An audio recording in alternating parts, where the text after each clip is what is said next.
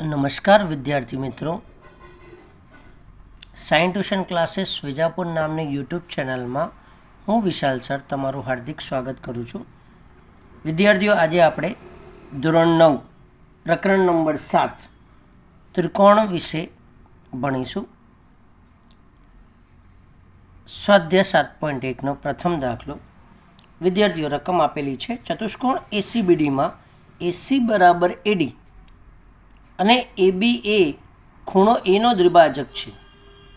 એટલે કે સાબિત કરો કે ત્રિકોણ એબીસી એકરૂપ ત્રિકોણ એબીડી થાય. અને બીસી અને બીડી વિશે તમે શું કહી શકશો? તો વિદ્યાર્થીઓ, તમે આ આકૃતિ દોરેલી જ છે, પરીક્ષામાં પણ આપેલી હશે, એટલે એમાં જોઈ લઈએ. પહેલાં આપણે સાબિત શું કરવાનું છે? ત્રિકોણ એબીસી અને ત્રિકોણ એબીડી એકરૂપ છે. તો પહેલાં ઓરલી સમજાવી દઉં, પછી તમને લખીને સમજાવી દઉં. હવે આ આકૃતિમાં તમે જોઈ શકો છો, પક્ષમાં એવું આપેલું છે કે ત્રિકોણ એબીસી અને ત્રિકોણ એબીડીમાં એસી બરાબર એડી થાય. એ પક્ષમાં આપેલું છે. એસી બરાબર શું થાય? એડી.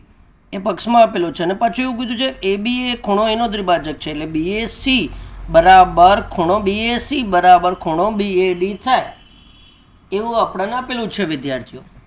બરાબર. નંબર 2 એટલે પહેલાં બાજુ, પછી ખૂણો અને પછી એબી બરાબર બીએ.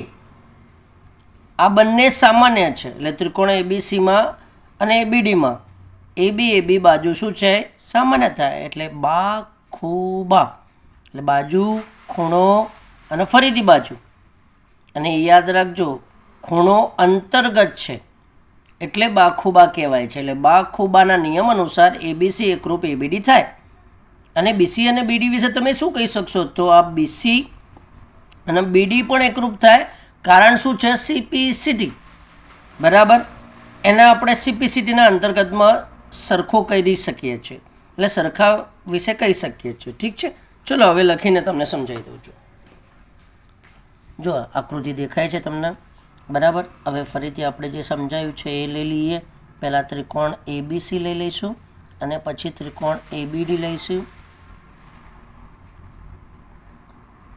ત્રિકોણ એબીસી અને ત્રિકોણ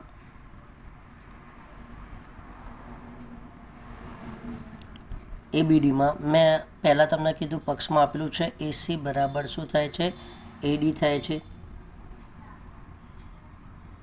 એસી બરાબર એડી. કારણ ખાસ લખવાનું હો વિદ્યાર્થીઓ. પક્ષ જે કારણ હોય એ આપેલું જોઈએ એ લખી જ દેવાનું આપણે.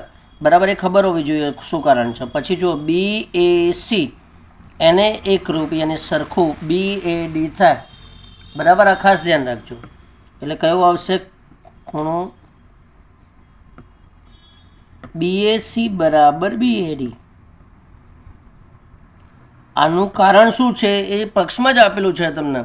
શું આપેલું છે? એબી એ ખૂણો એનો દ્વિભાજક છે.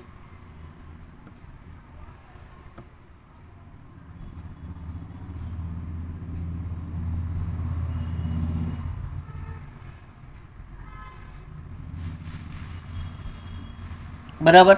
અને તમને એ પણ દેખાય છે વિદ્યાર્થીઓ, એબીસી અને એબીડીમાં એબી બરાબર શું થાય છે? બીએ. આ પણ આપણને સામાન્ય દેખાય છે. એબી બરાબર બીએ લખો, એબી લખો તો બી ચાલે. આ શું છે? બંનેમાં કોમન. એટલે વિદ્યાર્થીઓ સામાન્ય.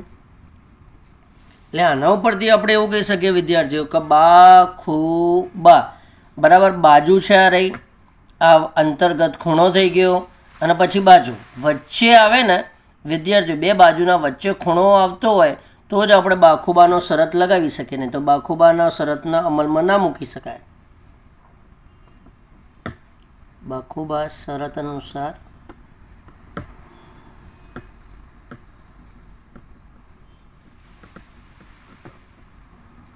ત્રિકોણ એબીસી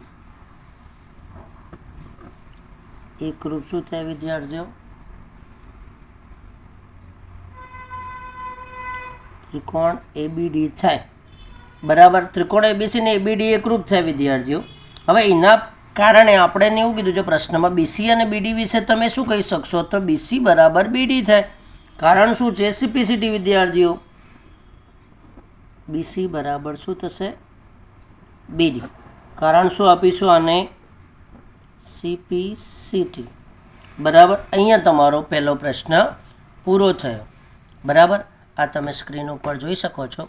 અગર વિડીયો ગમ્યો હોય તો વિદ્યાર્થીઓ લાઈક કરો, શેર કરો અને ચેનલ સબસ્ક્રાઈબ કરજો. Thank you.